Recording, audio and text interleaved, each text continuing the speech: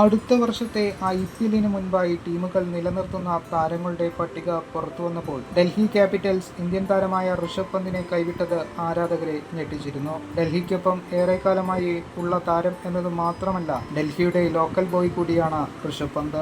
പന്തിന്റെ പുറത്താകലിന് കാരണം പ്രതിഫലത്തെ പറ്റിയുള്ള തർക്കമായിരിക്കാമെന്നാണ് ഇതിനെപ്പറ്റി മുൻ ഇന്ത്യൻ താരമായ സുനിൽ ഗവാസ്കർ പ്രതികരിച്ചത്. എന്നാൽ സുനിൽ ഗവാസ്കറുടെ ഈ അഭിപ്രായത്തിനോട് കഴിഞ്ഞ ദിവസം ഋഷഭ് പന്ത് പ്രതികരിച്ചു.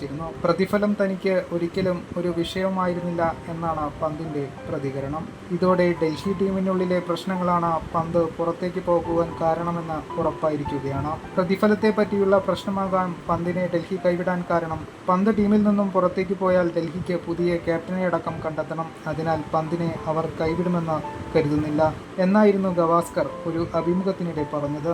എന്നാൽ ഇതിന് മറുപടിയായി പണം ഒരു കാരണമേ അല്ല എന്നാണ് ഋഷഭ് പന്ത് വ്യക്തമാക്കിയത്. നേരത്തെ IPL റിട്ടൻഷൻ പട്ടിക പുറത്തു വരുന്നതിന് മുൻപ് തന്നെ IPL താരലേലത്തിൽ തന്നെ ആരെങ്കിലും വാങ്ങുമോ, എത്ര വലിയ തുകയ്ക്കായിരിക്കും ഏതെങ്കിലും ടീം തന്നെ സ്വന്തമാക്കുക തുടങ്ങിയ ചോദ്യങ്ങൾ പന്ത് സോഷ്യൽ മീഡിയയിൽ പോസ്റ്റ് ചെയ്തിരുന്നു. ആരും തന്നെ ഈ പോസ്റ്റുകളെ കാര്യമായി എടുത്തിരുന്നില്ല.